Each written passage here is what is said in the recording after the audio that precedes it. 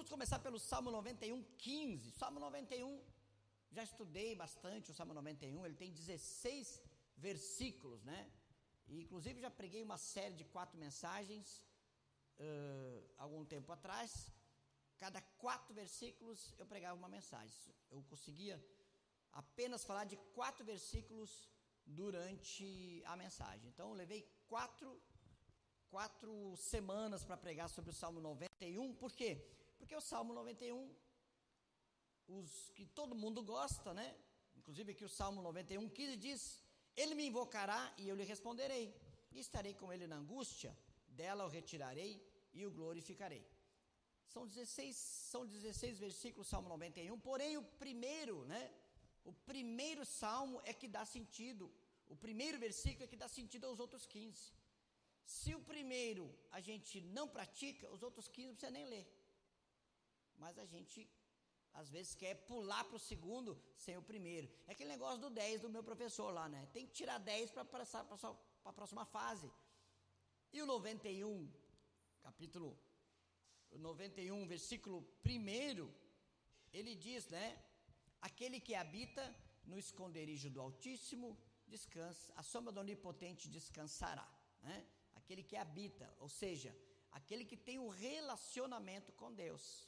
Aquele que tem um relacionamento. Então, todos os outros versículos, se a gente lê, se não tiver um relacionamento, não adianta. Ou seja, eu só busco socorro na hora ruim.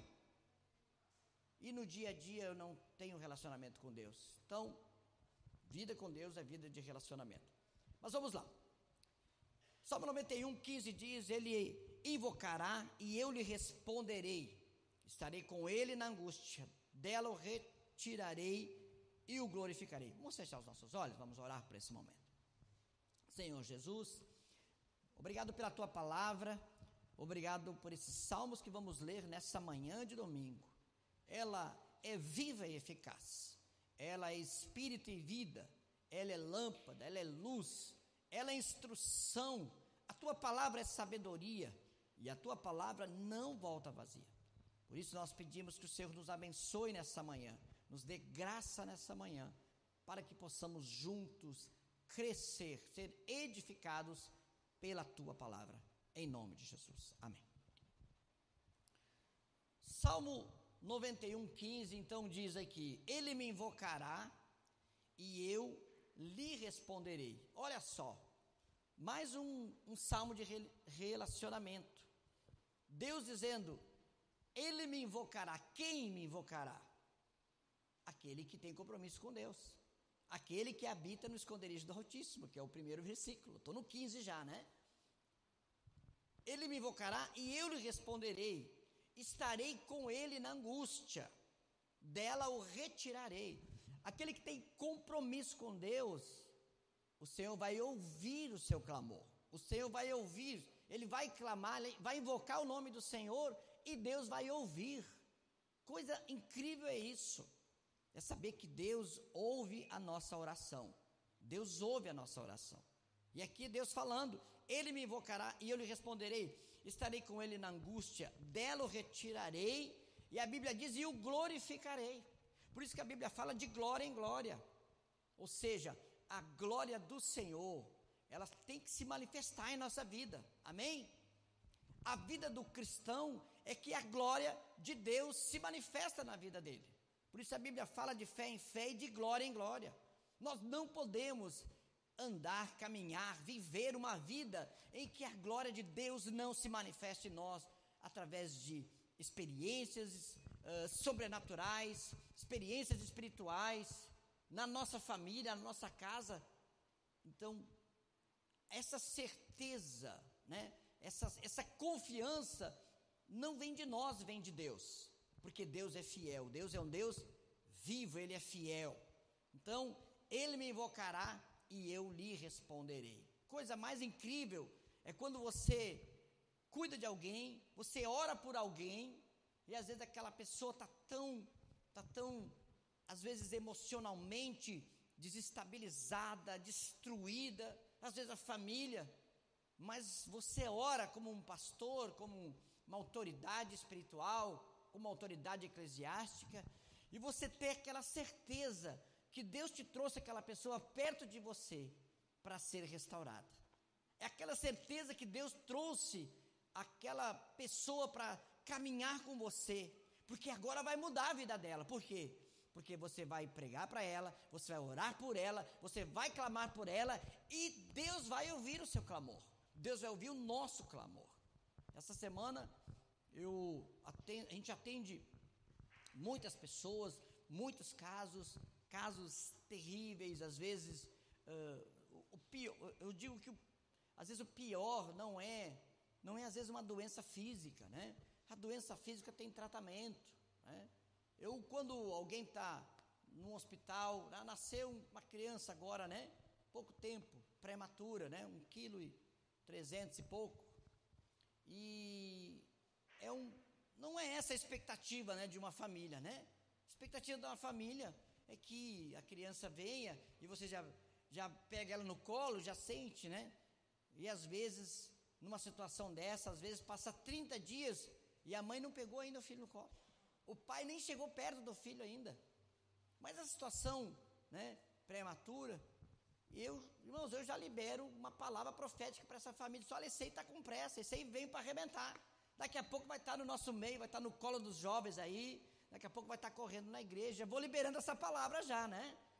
E eu lembro que aconteceu essa semana, né, agora há poucos dias, da menina, da Manu, né, que nasceu ali com 1,3 kg. Eu já me lembrei, mas isso não é nada, o Enzo nasceu com 900 gramas, né, filho da Carly, né, nasceu com 900, pensa, irmão, 900 gramas é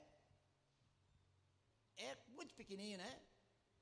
E eu fico pensando assim, Deus vai restaurar, Deus deu a vida, Deus é autor da vida, Ele que cuida. Você acha que a gente dá conta de cuidar de uma criança no ventre da mãe, irmãos? Não dá conta. O que você vai fazer? Você vai fazer o que sem Deus? Então, sempre que eu vejo uma mulher, né, uma irmã gestante, eu penso assim, Deus é o Deus de milagre, Ele vai cuidar, Ele vai orar, Ele vai cuidar daquela criança. A gente vai orar e Deus vai cuidar. Deus é o Deus que cuida. E a criança está ali, já está se recuperando. Esse dia a mãe mostrou a fotinho, né? Com ele já no colo, com a Manu no colo, com a Manuzinha no colo, e Deus vai restaurando. Então, é desafiador, lógico, é traumático, lógico, mas o pior é a mente. O pior é quando a pessoa tem a saúde física, às vezes tem recurso, está bem, tem o seu, mas a sua mente. Mas eu creio que Deus restaura a mente também.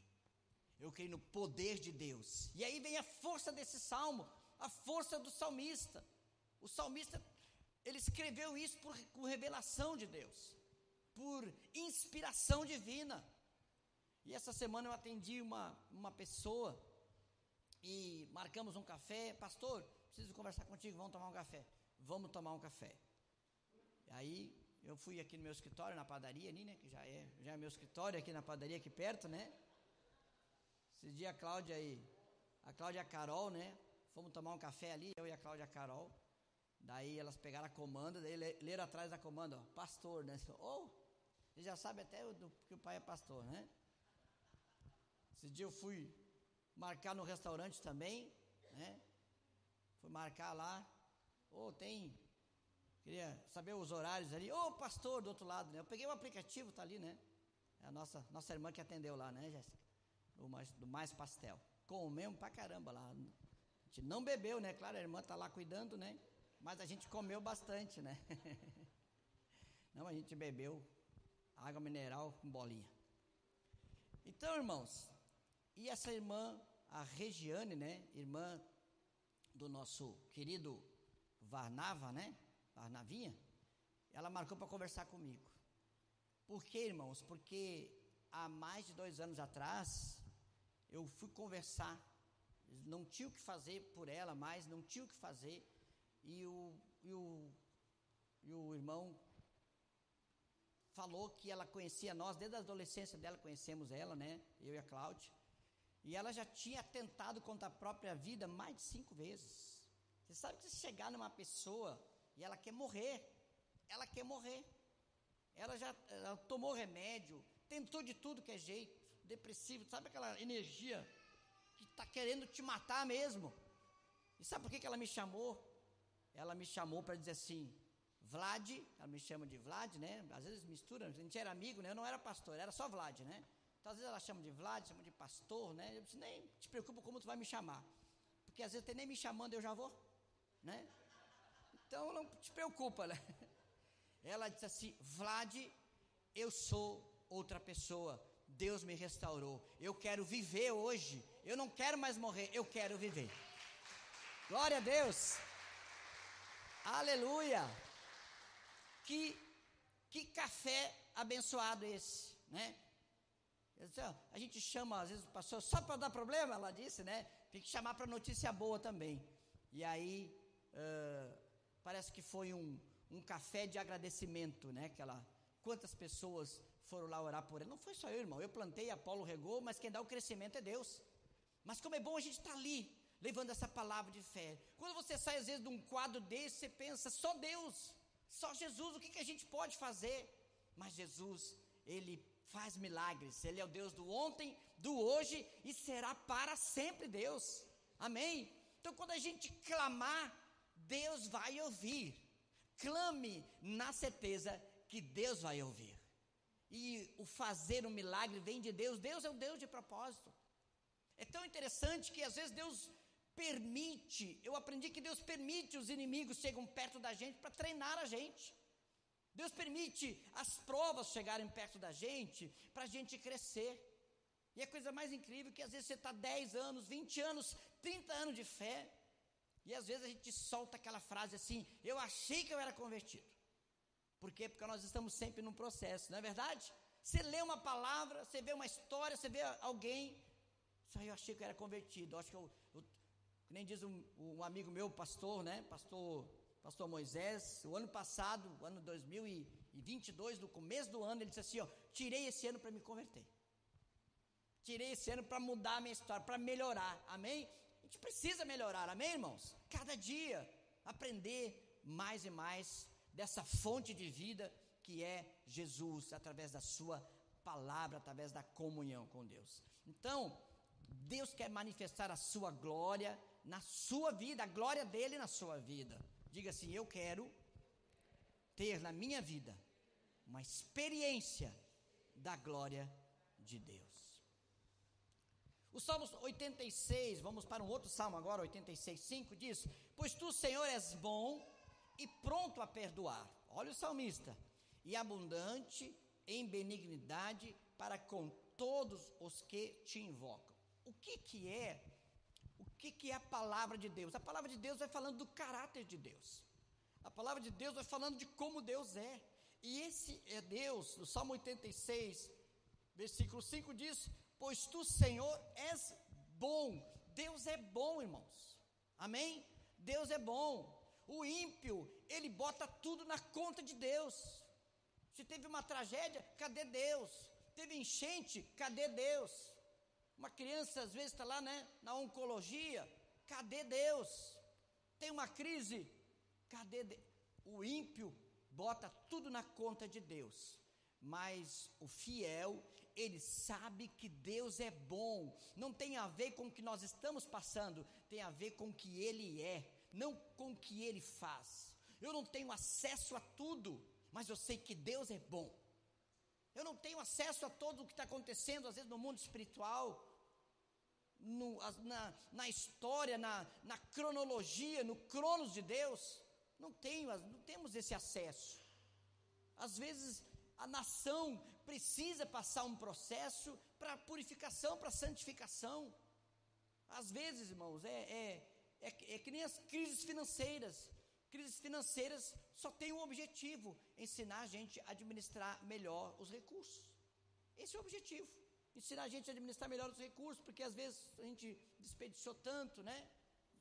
A gente ouve tantas histórias, né? Talvez você também tenha a sua história da infância, né? Ontem nós estávamos na casa de uns irmãos, fomos visitar uns irmãos, eles falaram que eles ficavam o dia inteiro em casa esperando, que eles só comiam uma vez por dia, porque o pai trabalhava no restaurante, então esperava o pai chegar, estava todo mundo esperando o pai chegar para trazer a comida que vinha do restaurante, que é a única comida que era comida lá que ele conseguia no restaurante. Então eles ficavam esperando com alegria o pai chegar e davam um abraço no pai. Não, dava um abraço nas comidas. Eles estavam esperando, era a comida, não era o pai, né? Que fase, eles estavam falando assim, que fase que a gente viveu. Graças a Deus, hoje, todo mundo, né, pode ir no restaurante e comer. Mas foi aquele momento difícil, né? Foi aquele momento, cada um tem uma história, né? A sua infância, às vezes a criança não lembra muitas coisas, né? Não lembra muitas coisas. Para criança, às vezes tudo é festa, né? Às vezes a gente vai olhando do bairro que a gente morou, daquela casinha simples que a gente morou, a gente era feliz ali, irmãos. Aquela casa que o vento pegava por baixo, por cima, né? Aquela casa de madeira, que quando batia o vento, tu escapava do vento, tu pegava os mosquitos, né? Tu não sabia o que tu fazia, né? Então, mas para nós era feliz ali, irmãos. A gente era feliz naquela casinha simples, de madeira, né? Aquela casinha que quem segurava aquela casa para não cair eram os cupim, irmãos. Os cupim eram crente, então eles davam a mão para a casa não cair. Porque lá em casa todo mundo era crente, irmão. Porque minha mãe orava até para os cachorros. Mas a gente era feliz ali, amém? Às vezes a pessoa está num palacete, está numa estabilidade, e ela não tem paz. Ela não tem paz. Então, pois tu, Senhor, és bom. Deus é bom, irmãos. Deus é bom. Diga todo dia, Deus é bom. Mas estou passando, mas Deus é bom, Ele está cuidando de mim. Ele nunca nos abandona, amém? Deus nos guarda. Quantos livramentos? Quantos aqui poderiam dizer, Deus me livrou da morte? Quantas vezes, às vezes não foi uma nem duas vezes, Deus nos guardando, Deus nos livrando da morte. Às vezes o nosso trabalho, né? É um trabalho, às vezes, arriscado. Você está na rua, você está vivo, basta estar vivo, né? Você está no trânsito, né? Tem gente que não sai na rua com medo, né? Com medo de, sei lá, medo de ser atropelado. Eu me lembro aqui que em São Leopoldo, o cara estava dormindo, um caminhão entrou na casa dele, né? Então, o cara ficou com medo de sair para não ser atropelado, o caminhão achou ele dentro do quarto dele, dormindo. Não matou ele, mas... Não, então, quem guarda é Deus, amém? Quem guarda é Deus. Irmão, você tem que viver. Você tem que viver. Nós temos que viver, amém, igreja? Tem que viver sem medo, confiantes que Deus é bom. Deus é tão bom, e olha o que diz o salmista, e Deus está pronto para perdoar. Deus está pronto para perdoar. Irmãos, a gente precisa entender que a vida cristã é de relacionamento com Deus. Você sabe que eu aprendi, né? Eu aprendi a perdoar. É tão difícil perdoar. É tão difícil para a igreja como um todo perdoar. Se alguém errar aqui, se alguém errar e a gente sabe que essa pessoa errou, eu vou perdoar na hora. Mas sabe o que é difícil? Às vezes é difícil o perdão das outras pessoas. Fulano errou. Tem as consequências? Tem. Das consequências eu não posso fazer nada. Mas eu posso perdoar. Eu posso dar uma nova chance. Eu posso dizer, ei, vamos seguir de novo. Vamos administrar. Vamos colocar um foco na solução e não no problema. Porque aquele que confessa e deixa alcança misericórdia. É a Bíblia. Talvez esse seja um versículo dificílimo para o crente religioso colocar em prática. Você acredita na Bíblia, irmãos? Lógico. Amém, pastor, eu acredito na palavra. Você pratica a palavra? Claro, né, pastor? Então, como é que você pratica essa palavra? Que aquele que confessa e deixa alcança misericórdia. A gente vai conjecturar. Mas será que se arrependeu mesmo? Não deu um problema da pessoa. Mas a Bíblia diz que aquele que confessa e deixa alcança misericórdia. Sabe por quê? Porque o salmista diz que Deus está pronto para perdoar. E eu já conversei com algumas pessoas que chorando, confessaram os seus pecados. Pastor, você é a única pessoa, eu nunca tive uma pessoa que eu conseguisse confessar, que eu conseguisse falar, eu preciso falar. E eu Eu já conversei com pessoas que elas chorando falaram, eu sei que eu errei, mas eu quero voltar. E eu falei para a pessoa, eu te perdoo, tu está perdoado. Vê o tempo que você precisa para estabilizar suas emoções, se organizar, mas eu vou te acolher, não vou te abandonar, eu vou te acolher, você errou, mas vamos recomeçar, eu falo. E eu disse, tu só tem um desafio, eu já te perdoei e Deus já te perdoou. Por quê? Porque Deus está pronto para perdoar. O teu desafio é você se perdoar. Esse é o desafio. Todo mundo já perdoou às vezes, mas a pessoa não se perdoou. Então esse é o desafio. Por que eu perdoo fácil, irmão? Bom, Deus é pronto para perdoar. E eu também estou pronto para perdoar, seja quem for. Amém? Pronto para perdoar. Por quê, irmãos? Porque Deus me perdoou também. Às vezes as pessoas, é uma questão de maturidade espiritual. Às vezes é questão, como diz o professor Mateus aqui, o professor Mateus do Seminário Teológico, né? Que vem lá de Curitiba. Ele às vezes aconselha os jovens vai falando os seus problemas. Aí ele fala assim, o seu problema é só um, é juventude. É coisa da juventude, né? É coisa da adolescência. Então às vezes é maturidade.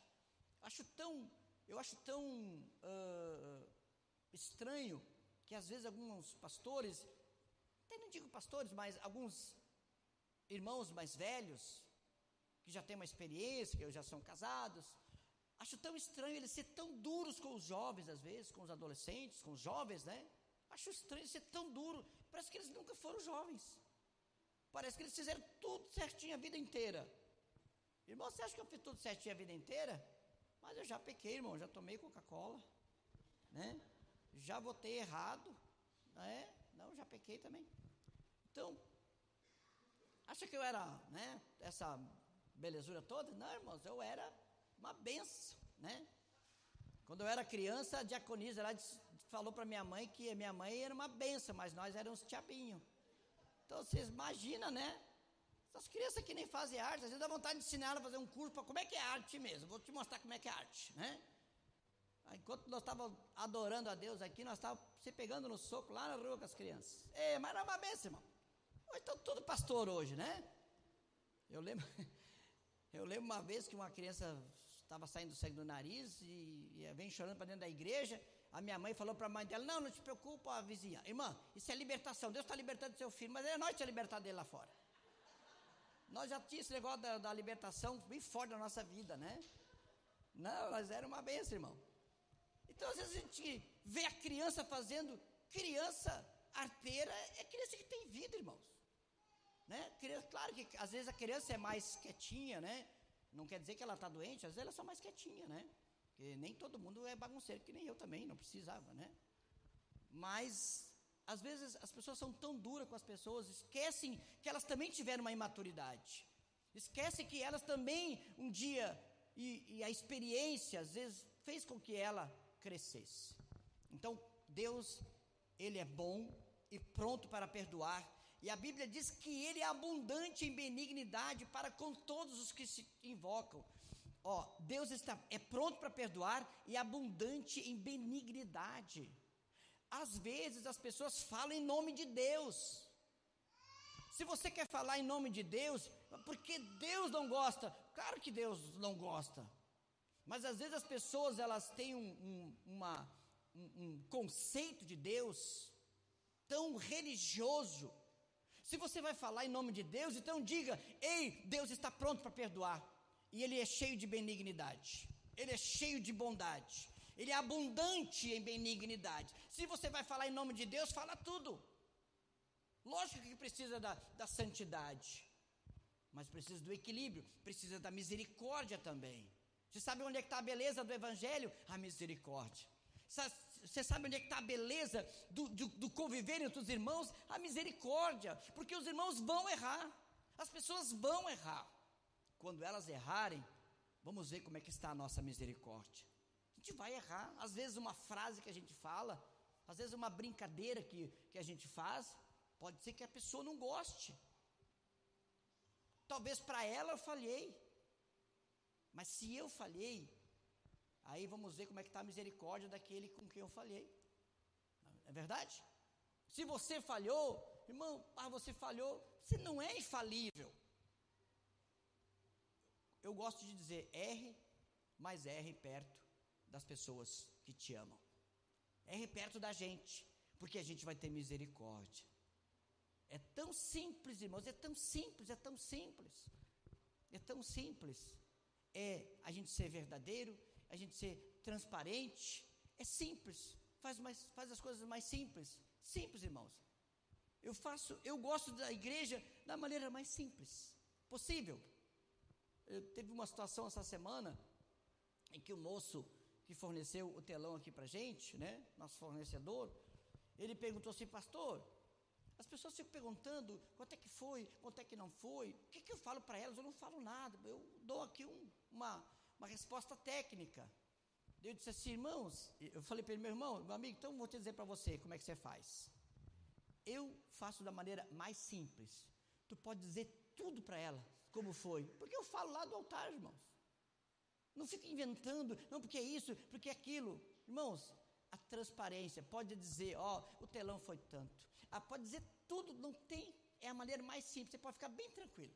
Eu não tenho nenhum negócio escuso, escondido, não tenho uma estratégia. Não, irmãos, eu falo na live, eu disse para ele, o telão foi tanto, tantos por mês, nós vamos pagar em trocentas prestação, mas daqui a pouco já está pago, se Deus quiser vamos pagar antes ainda. Ele disse assim, é que eu já vi tanta coisa aí, ele disse, né? Irmão, eu imagino que tu já viu bastante coisa, né? E ele fornece para igrejas, né? Eu imagino, então, eu faço da maneira mais simples, e a maneira mais simples é transparência. Olha, irmão, quem quer saber quanto foi? Está aqui, irmãos, baratinho, 100 mil. É só arrumar 100 irmãos, cada um dá 1.000, fechou, irmãos, rapidinho. Em uma semana nós pagamos, não é verdade? Né? Irmãos, Deus vai prover. Deus é um Deus abundante. Amém, irmãos? Pense assim na sua vida. Eu preciso comprar um imóvel. Mas o meu imóvel é 500 mil. Deus vai te abençoar. Deus vai prover para você. E esse imóvel aí não é tudo, tudo é a graça de Deus. Davi abandonou o trono, a glória, o que as pessoas querem. Tem gente que quer a glória. Talvez isso nem seja um assunto para você ouvir, mas tem gente que quando vê a Lagoinha, ele vê um trampolim para o seu sucesso pessoal. Talvez não seja um assunto que não é o seu dia a dia, para mim é o dia a dia, irmãos. Tanta gente que procura a gente porque é Lagoinha, quando chega a Lagoinha bomba. É verdade, Lagoinha tem um nome mesmo. Assim como você tem um bom nome, quando fala de você, você tem um bom nome, é bom de você é um amigo, quando a pessoa lembra do seu nome. É verdade, a gente lida com isso, as pessoas querem às vezes elas querem o sucesso que a marca dá. Irmãos, Deus pode te dar o melhor dessa terra, mas nunca queira nada sem a presença dEle. Amém? Por isso, simplicidade, transparência, é isso aí, irmãos. É ser simples, é simples. Simples como Deus é simples. Bom, o Salmo 121, 2... diz assim: o meu socorro vem do Senhor que fez os céus e a terra. Amém? Salmo 121, 2 diz: o meu socorro vem do... E o Salmo 121, não precisa ler, você já sabe, né? Quem sabe aí, levanta a mão. Salmo 121, o meu socorro vem do Senhor que fez os céus e a terra. E o versículo primeiro aí, vamos lá, irmãos. Ninguém sabe? Mas você não cola? Com cola vai, né? Depois você dá um abraço no irmão lá, ele que botou para vocês lá, irmão Renato lá. Não aplaudir o irmão Renato lá, depois dessa cola santa? Assim vocês vão tirar 10 mesmo, né? Com essa cola aí, né? Depois você dá um abraço no irmão, paga um café para ele lá. Então eu levo os meus olhos para os montes, de onde me virá o socorro. É muita tecnologia, né? A gente não acompanha, né? Eu levo os olhos para os montes, de onde me virá o socorro. Da onde? O meu socorro vem do Senhor que fez os céus e a terra. Irmãos, eu li aqui hoje só sobre Salmos. Falei só sobre Salmos.